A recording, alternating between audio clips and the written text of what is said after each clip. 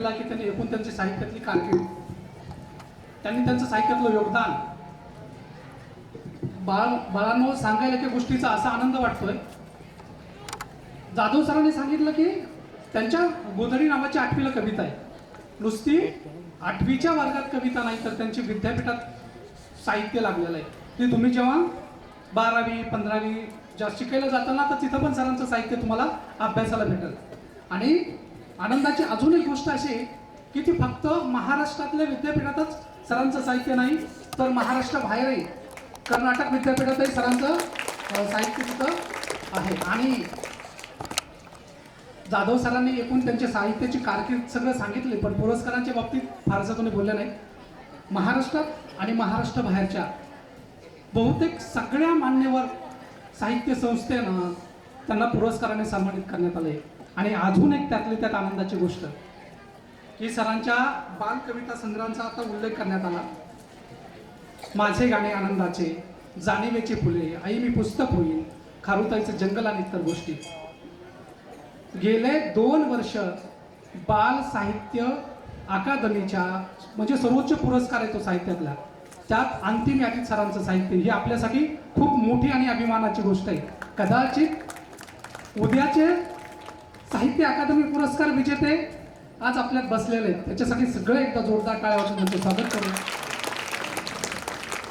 आणि मी आपल्या पुढच्या मुलाखतीच्या भागात करतो. सर, तुम्ही एवढी सगळी साहित्य संपदा तुम्ही लिहिती झालं, आम्हाला अशी उत्सुकता आहे की तुमचं बालपण, तुमचं शिक्षण आणि तुम्ही लिखाणाकडे कोणत्या वयात आणि कशा वळालात? धन्यवाद सर. प्रथमतः नमस्कार तुम्हाला सर्व श्रोत्यांना, नमस्कार संयोजक आयोजक सर्वांना नमस्कार. खरं तर साहित्यामधून किंवा साहित्य संमेलनामधून आता प्रौढ लोक बदलतील अशी काही फारशी अपेक्षा नाही, परंतु बदलणारा जो वयोगट आहे तो विद्यार्थ्याचा वयोगट आहे. आपण फार तर ऐकतो, चांगलं कीर्तन असेल ऐकतो, चांगलं व्याख्यान असेल ऐकतो, आपल्याला पटतंही ते, पण आपण त्याचं अनुकरण नाही करत. कारण आपलं संस्कारक्षम जे वय असतं ते निघून गेलेलं असतं. ज्यांचं संस्कारक्षम वय त्यांच्या हातात आहे अशा विद्यार्थ्यांसाठी असे कार्यक्रम ठेवणं साहित्य संमेलनामध्ये हे खूप महत्त्वाचं असतं. त्यामुळे मी संयोजकालाही मनपूर्वक धन्यवाद देईन. आणि सरांचा जो प्रश्न आहे की हे साहित्याचं बीजारोपण कसं झालं, त्या प्रश्नाकडे मी येतो. सर, विद्यार्थी मित्रांनो, तुम्हाला मी सांगतो या बालपणाचं महत्त्व. आपण मोठं झालो की आपल्याला बालपणाच्या अनेक गोष्टी आठवत राहतात. बालपण जगताना आपल्याला त्याचं फारसं काही वाटत नाही, पण मोठं झालं की खूप आठवत राहतं.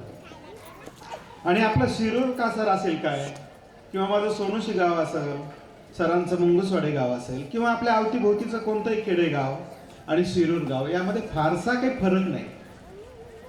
इथली शेती, इथलं कोरडवाहू जगणं, इथले ऊसतोडणी कामगार आणि इथले सण उत्सव, इथल्या सामाजिक राजकीय बारीक सारीक घडामोडी, इथले पक्ष, त्यांच्या प्रचार पद्धती, या सगळ्यांचा एक ठसा, एक चित्र लहानपणी मनावर ठसत असतं. त्याचं विश्लेषण करण्याची वृत्ती, तेवढी बुद्धी आपल्याकडे बाल वयामध्ये नसते, पण कुतूहल म्हणून आपण ते सगळं बघत असतो. आम्ही असं जेव्हा बघायचं शाळेमध्ये 1लीला 2रीला खेडेगाव जाताना, माझा पहिला छंद होता की नदीच्या काठावर खेळणे. वा. आणि पावसाळ्याच्या दिवसामध्ये आई जर नदीला धुणं घेऊन गेली धुवायला, तर काहीही करून तिच्या सोबत जाणे, मार खावा लागला तरी पण चालेल, पण तिच्या सोबतच जायचं, रडत रडत का होईना तिच्या सोबतच जायचं. कारण बाळांना आपल्याला पुस्तकातून हे अनुभव नाही मिळणार. मला तेव्हा नव्हतं कळत हे काय, पण आता कळतंय की हे अनुभव पुस्तकातून मिळत नाही. कुठला शिक्षक आपल्याला हे अनुभव शिकू शकत नाही, हे निसर्ग आपल्याला हे अनुभव शिकवतो. एक दिवस मी शाळा बुडवली सर, 2रीला असताना. दुपारी घरी आलो आणि मला शाळेत जाऊच वाटेना. म्हटलं नको, ते शाळेतच नको, आता मी घरीच थांबतो. आईने थोडं धाक दाखवला, वडिलांची भीती दाखवली, तू शाळेत जा म्हटली. मी गेलोच नाही. मी म्हटलं मी इथं तुझ्यापाशी बसून वाचतो. काहीतरी लाडीगोडी लावायला मुलं जसा प्रयत्न करतात तसा मी केला. आणि मी काय केलं सर त्याच्यामध्ये, एक कविता होती त्यावेळेस दुसरीच्या पुस्तकामध्ये. वडाच्या पारुंब्या लोंबतात लोंबतात, त्याचे झोपाळे झुलतात झुलतात, अशी आमुची मुले रानाची फुले, धीट बाई धिटुकली धीत नाहीत पिटुकली. मी वाचलं ना, मला भारीच वाटलं. मी म्हटलं आई मी तर तुझ्यापाशीच बसतो आणि हे बसतो. मग पण दिवस जायना ना, 3 तास होते, ते वेळ जायना. मग म्हटलं मी थोडं बाहेर खेळायला जातो. पण खेळणार कुठं, आपले मित्र शाळेत, पुन्हा शाळेच्याच रस्त्याने निघालो. आणि एक नदीला उतरण्याचा एक घाट होता, म्हणजे रस्ता, आणि तिथं एक वडाचं झाड होतं, त्याच्या पारंब्या लोंबलेल्या होत्या. आम्ही तिथं काय करायचो की लघवीच्या सुट्टीत, जेवायची सुट्टीत त्या पारंब्याला धरून झोके काढायचो. मी तिथं ते झोके खेळलो आणि मला ती कविता म्हणजे पुस्तकातल्यापेक्षा ती खेळताना फार सुंदर वाटली. की वडाच्या पारंब्या लोंबतात त्याचेच झोपाळे, मी खुशाल झोपाळे गेलो. वडील शिक्षक होते, त्यामुळे दुसऱ्या दिवशी कोणी मारण्याचा संबंध नव्हता. परंतु बालपण जे जगलो ना सर, अभावाचं होतं. दुपारी कधी भाकरी असे तर भाकरी बरोबर कालवण नसे चटणी खायची, पण ती पण इतक्या आनंदाने खायची की पंचपक्वाने त्यापेक्षा फिका वाटलं पाहिजे.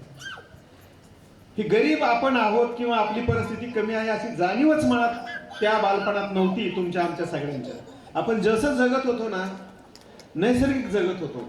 पाहायचो आम्ही, नागपंचमी आली की आई तिच्या मैत्रिणी गोळा व्हायच्या, सासरवासनी घराच्या बाहेर पडायच्या. 15-15 दिवस गावात घराच्या पुढं फेर धरून स्त्रिया गाणी म्हणायच्या, लांबच लांबलचक गाणी. संक्रांतीला एकमेकाच्या घरी जायच्या आम्ही त्यांच्या बरोबर. आणि मग हे जेव्हा त्यांची गाणी ऐकली, आजोबा मोठे गोष्टी वेळणार होते, खूप गोष्टी सांगायचे आईकडच्या आजोबा, त्या गोष्टी ऐकल्या. मग मला असं वाटायला लागलं की याच्यात आपण बदल करू शकतो, आपण असं काहीतरी गोष्ट तयार करू शकतो, असं काहीतरी गाणं तयार करू शकतो. दुसरीच्या वयात हो दुसरीला असताना. हो. आणि मग पुढे काय झालं, 6वी पर्यंत काही केलं नाही, पण 6वीला असताना एक अनुभव आला, तो फार सुंदर आहे. काय होतं, एक कविता होती. कविता समजण्याचं वय तर नव्हतं मला, अजूनही कविता समजत नाही. पण आहे ना, एक कविता अशी छान होती, बाळ सीताराम मर्डेकर यांची, मराठीतले युगप्रवर्तक कवी, पण तेव्हा माहित नव्हतं. कविता अशी होती, कितीतरी दिवसात नाही चांदण्यात गेलो, कितीतरी दिवसात नाही नदीत डुंबलो.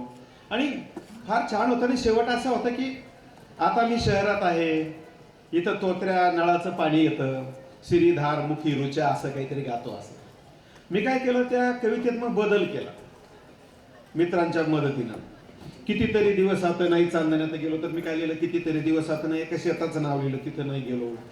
नदीत डुंबलो, तर आमच्या गावच्या नदीला नाव नव्हतं. मी विचारलं आपल्या नदीचं नाव काय, ते म्हणले आपल्या गावच्या नदीला नाव नाही. काय म्हणले आहे नानी नदी, म्हणलं नानीचं नाव लिहिलं. आणि मग मित्रांना ती गंमत टाकायची ना. मित्र, बालपणातले जे मित्र असतात ना, आयुष्यभर लक्षात राहतात, ते त्यांच्या वैशिष्ट्यामुळे. आपणही त्यांच्या लक्षात असतो काहीतरी वैशिष्ट्यामुळे. एका मित्राने काय केलं, लघवीच्या सुट्टीमध्ये ते पान फाडलं आणि गेला गुरुजीकडे पळत. त्यावेळेस मुलांना सरांना गुरुजी म्हणत नेलं. सरांनी ते शिक्षकांनी वाचलं. शिक्षकांना वाटलं की हे मोठ्या कवीचा अपमान आहे, तू मोठा कवी झालास म्हणे, तुझ्याकडे बघावं लागेल, तुझ्या वडिलांना येऊ दे, मग सांगतो. असं तसं आम्ही तर सर्व घाबरलो. राहून ना एक 10-15 मिनिटात गुरुजीकडे जायचो. परत गुरुजी नका दाखवतो, कागद द्या, असं काय. ते त्याला जास्तच भाव खायचे मासे. म्हणजे ठीक आहे आता चालायचं. शेवटी मी तडजोड केली, भाऊ 2 छड्या मारा मला, पण काय ते कागद काय घरी दाखवू नका.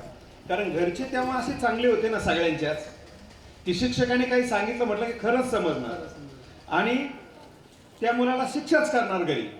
आजची चित्र वेगळं आहे, आजचं चित्र फार वेगळं आहे, त्यावर मी नाही बोलणार. परंतु गुरुजींनी 2 छड्या मारल्या, मला त्या पहिल्या कवितेचं बक्षीस दिलं.